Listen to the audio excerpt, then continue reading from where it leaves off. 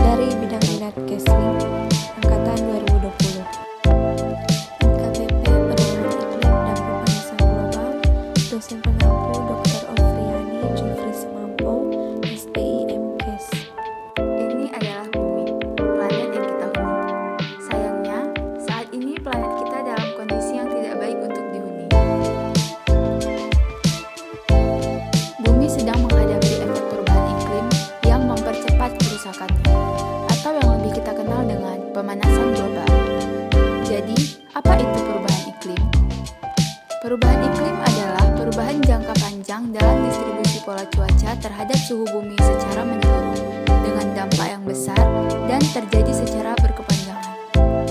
Ilmuwan iklim menegaskan bahwa peristiwa ini tidak sepenuhnya terjadi akibat peristiwa alam, melainkan juga diakibatkan oleh aktivitas manusia. Atmosfer bumi terdiri dari beragam macam gas, diantaranya oksigen, nitrogen, serta gas lainnya yang dikenal sebagai gas rumah kaca. Gas rumah kaca ini diantaranya yaitu karbon dioksida, nitrogen dioksida, dan metana. Cahaya yang berasal dari matahari menabrak permukaan bumi. Bumi menyerap sebagian energi tersebut, sedangkan sebagiannya lagi dikembalikan ke asalnya. Gas rumah kaca seperti karbon dioksida menangkap energi tersebut dan mengirimnya kembali ke permukaan bumi, sehingga bumi semakin panas. Hal ini dikenal sebagai efek rumah kaca. Dalam konteks normal, efek rumah kaca baik untuk bumi, karena tanpa efek rumah kaca, panas akan hilang ke angkasa dan temperatur rata-rata bumi akan menjadi 60 derajat Fahrenheit lebih dingin. Tetapi, efek rumah kaca yang berlebihan dapat menjadi penyebab bencana yang besar, diakibatkan oleh banyaknya energi yang tertinggal di atmosfer kita dan memperparah pemanasan bumi. Beberapa aktivitas manusia yang menyebabkan gas rumah kaca berlebih diantaranya yaitu pembakaran bahan bakar fosil, limbah dan polusi, peternakan, dan penggundulan hutan. Pembakaran bahan bakar fosil seperti batu bara, minyak, dan gas alam serta bensin merupakan polutan terbesar dari emisi karbon. Tempat pembuangan sampah adalah polutan gas metana terbesar di Indonesia. Rata-rata orang di Indonesia menghasilkan 0,7 kg sampah per hari. Pada tahun 2017, tercatat sebanyak 65 juta ton sampah yang dihasilkan di Indonesia setiap tahun. Dengan lebih dari 7 miliar orang yang hidup di dunia, maka 11,6 triliun ton sampah dibuang ke tempat pembuangan akhir setiap tahun. Sejumlah besar kotoran yang dihasilkan oleh peternakan menghasilkan gas beracun seperti hidrogen sulfida, amonia, dan metana ke udara. Metana 28 kali lebih banyak memerangkap panas dibandingkan karbon dioksida.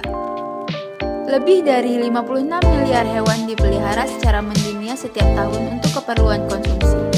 Hal ini 8 kali lebih besar dari populasi manusia dan sebanyak 8 kali pula emisi dari kotoran hewan tersebut bertambah ke atmosfer.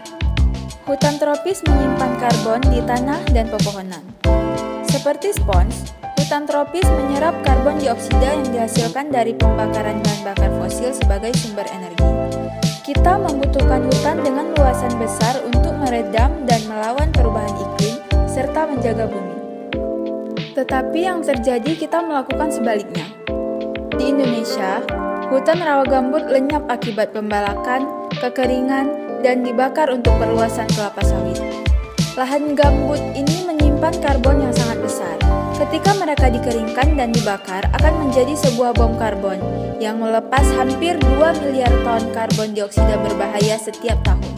Berkat pengundulan hutan dan lahan gambut, Indonesia menjadi negara pencemar polusi ketiga terbesar di dunia, setelah Amerika dan Cina. Nah, sekarang bagaimana cara membuktikan bahwa aktivitas manusia merupakan penyebab utama meningkatnya perubahan iklim dan bukan hanya proses alami yang terjadi pada bumi? Pada tahun 2016, peradaban kita menghasilkan 40 miliar ton karbon dioksida, yang mana setara dengan 700 triliun kaki kubik karbon dioksida. Jumlah ini lebih kurang sama dengan 100 gunung Everest. Bahkan, jumlah karbon dioksida sebanyak ini mampu untuk mengisi seluruh Grand Canyon 5 kali, atau setara dengan 19 juta bangunan Empire State. Polutan alami bumi adalah gunung berapi. Jika kita menghitung dengan teknik perkiraan ilmiah, jumlah emisi karbon yang dihasilkan oleh gunung berapi setiap tahun dapat diperkirakan sebesar 500 juta ton karbon dioksida yang berasal dari vulkanik. Tetapi itu bahkan belum mencapai 2% dari 40 miliar ton karbon dioksida yang dihasilkan peradaban kita. Mengapa kita harus peduli dengan pemanasan global dan peningkatan perubahan iklim? Sejak abad lalu, suhu bumi meningkat 1,5 derajat Fahrenheit dan diperkirakan akan terus naik 0,5 hingga 8,6 derajat Fahrenheit selama 100 tahun ke depan. Hewan dan tumbuhan sulit untuk beradaptasi dengan kondisi ini. Jika satu spesies punah, maka akan menyebabkan efek domino terhadap rantai makanan. Tidak ada kehidupan hewan dan tumbuhan, tidak ada pula kehidupan manusia. Meningkatnya suhu bumi membuat lautan menjadi lebih panas, sehingga akan meningkatkan keasaman air laut yang mana timbul akibat karbon dioksida bereaksi dengan air asin. Peningkatan keasaman air laut membahayakan kehidupan hewan laut dan menjadi penyebab utama kerusakan terumbu karang.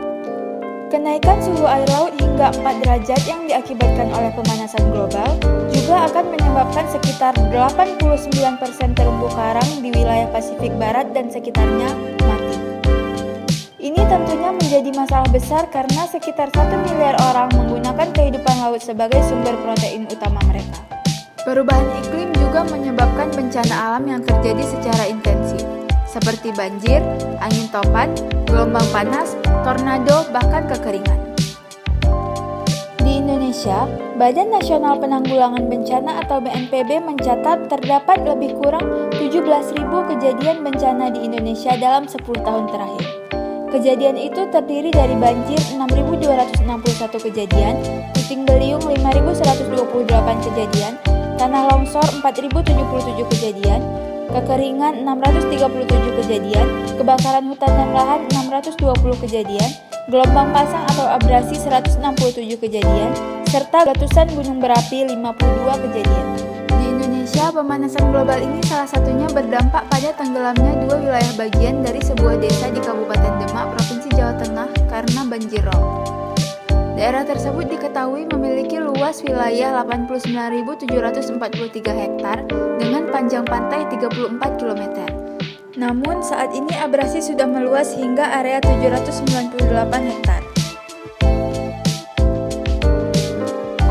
Dampak perubahan iklim juga diketahui bisa memicu tenggelamnya sekitar 2.000 pulau kecil di tanah air pada 2030. Analisa itu dipublikasikan Kementerian Kelautan dan Perikanan atau KKP dan PBB pada tahun 2009. Jadi pertanyaannya adalah, bagaimana cara kita menghentikan ini? Alih-alih membakar bahan bakar fosil, kita perlu mengubahnya menjadi energi terbarukan seperti tenaga surya dan angin yang menghasilkan nol emisi karbon saat pengoperasian. Energi dari matahari dan angin tidak terbatas, tidak seperti bahan bakar fosil. Energi matahari yang jatuh ke bumi lebih banyak dari kebutuhan peradaban kita dalam 1 tahun. Jika kita mengurangi deforestasi, di samping mengurangi jumlah bahan bakar fosil yang terbakar, tentunya akan lebih banyak pohon-pohon di hutan yang secara aktif menyerap karbon dioksida. Bagaimana cara kita dapat membantu secara pribadi saat ini juga? Kita dapat menggunakan mesin-mesin kendaraan yang hemat bahan bakar dan ramah lingkungan. Atau kita dapat menggunakan kendaraan-kendaraan. Gunakan barang elektronik Anda seefisien mungkin. Seperti gunakan bola lampu hemat energi, keringkan pakaian Anda secara manual, dan matikan barang elektronik Anda saat tidak digunakan.